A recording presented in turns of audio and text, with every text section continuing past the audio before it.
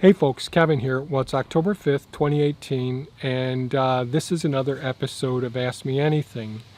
Recently, Tim from Tim's Homestead asked a question. Thanks, Kevin. Great advice. I will probably let his chickens and ducks go out into his permaculture orchard or food forest area when he's at home and he can monitor them. That was letting me know what his decision was based on a prior question that he had asked. I have another idea I would like to run past you. My soil is really hard clay with hardpan, about 1.5 to 2 feet down. I had an idea to take my auger I have for my tractor and dig a series of holes throughout the garden areas, and filling the holes with short tree branches, litter, and from the chicken coop, wood chips, compost, etc., and then make permanent garden beds over them, filling the holes back up with dirt. What do you think about this idea, good or bad? Well, full disclosure, I have limited experience working with clay and hardpan. When I was a kid, our property that we had our first the first garden that I can recall as a youngster working in the garden, our property had a fair amount of clay, but underneath the building, my parents had a summer camp that they turned into the permanent house, and the summer camp really only had a crawl space underneath it, and we had to use pickaxes to dig out a foundation so there'd be a garage under the building. And I can recall my dad working so hard and us kids using pickaxes trying to dig through hardpan.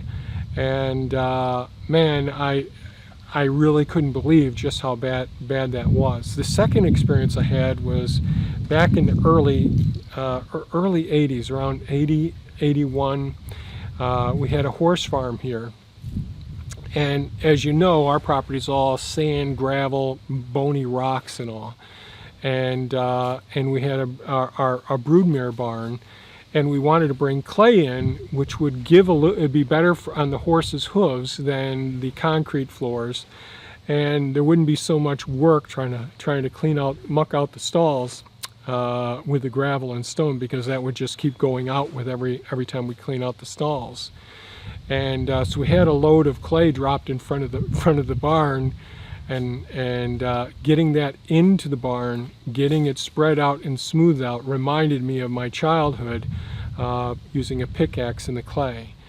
So what are the characteristics of clay that are so profound and so challenging? Well, as you're aware, that hardpan base down below is just like concrete. And the soil above it that you're walking around in is almost impermeable to water. Clay is such small and dense particles, and when you live in snow country, like I know you do as well, Tim, after every rain or every spring, the snow really compacts that clay down and almost makes it as hard as concrete.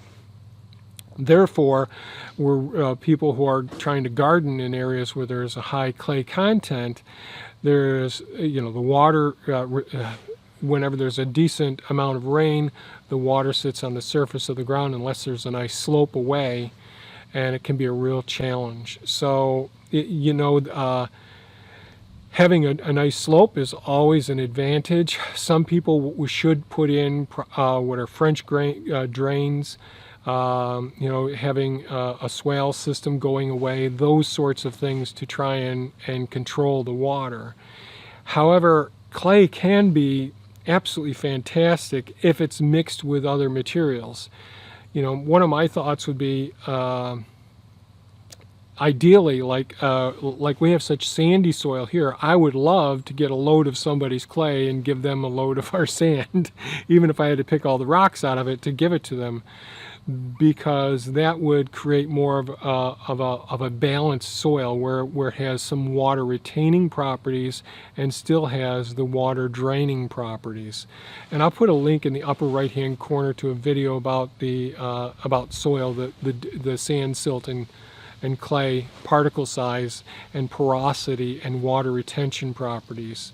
You know, this material that we're left with on our property can be a curse. If you're on really bony gravelly ground like this, it's a real hassle. But you've got the opposite situation where if you've got a low spot and the rain comes, it's just going to be a huge puddle for days, where on my property overnight it'd disappear. That water would go right through the ground.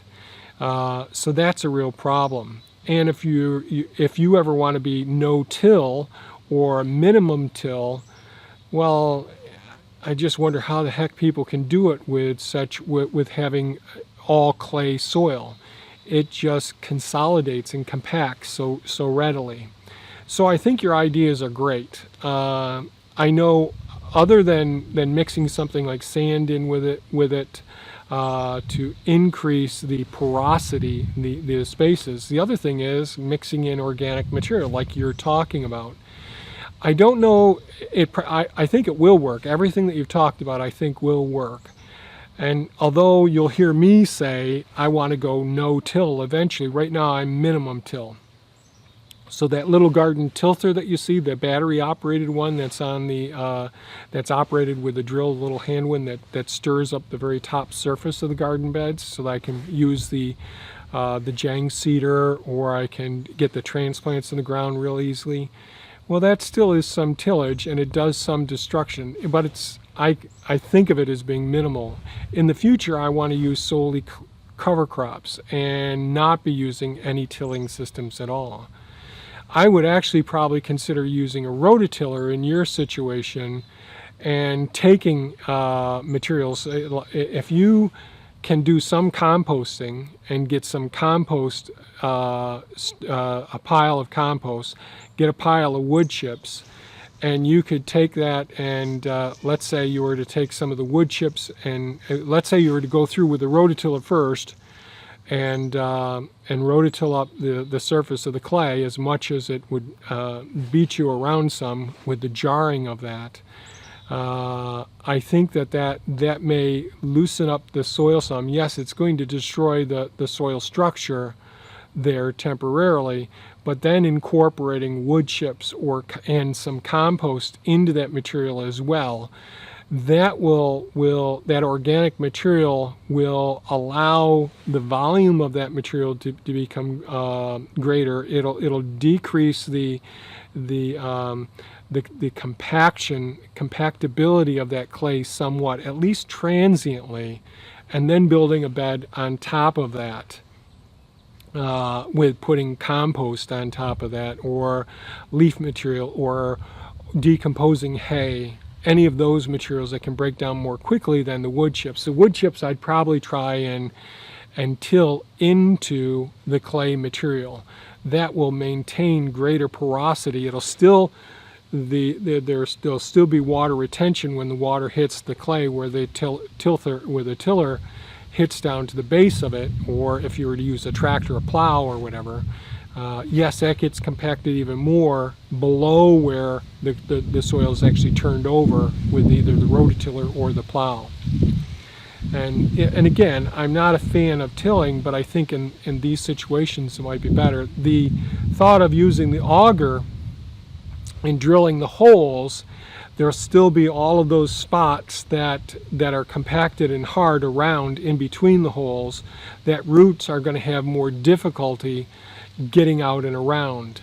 The deeper, like when you see me building these beds, I literally want to be able to touch my fingertip down to the base and go past the elbow in soil. That's what my goal is in every single garden bed, to be able to, in the very spring, after the snow has been on the ground, be able to burrow my arm right down to my elbow into the soil. Then I'll know that I've got the soil where I really want it to be.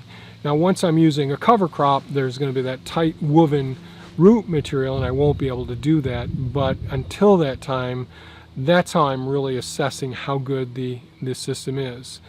And then using a broad fork is another great tool to be using, I think, even with the clay and all, because that's going to continually, every time you crack that, every time you open up that airspace, you're increasing drainage, you're decreasing the destruction of the soil structure and the damage to the microorganisms, and not letting all that oxygen go in and create a tremendous rapid metabolism of all those nutrients that are in the surface as well.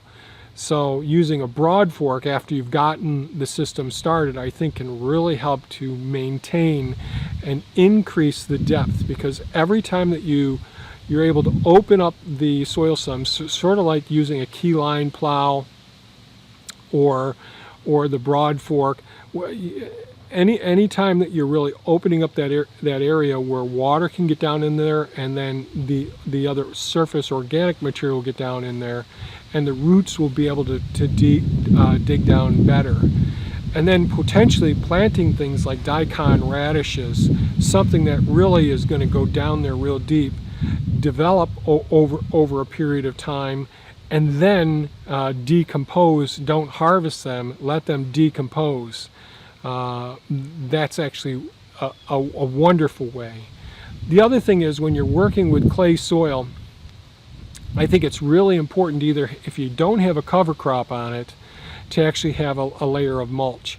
That helps to decrease the compaction by the hard rains or the snow over the winter months. So I think having a mulching the surface of your beds and the clay is also better. People have shown that even with I've seen some videos on YouTube where people have just laid wood chips, like a foot and a half feet deep, and watched that organic material get slowly incorporated down into the clay. When it's hard pan pretty close to the surface, I don't know that will work as well. Most people, when they talk they got good clay soil, are not talking about that, what we used to call blue hard pan. I mean, digging a pickaxe into that was really a challenge.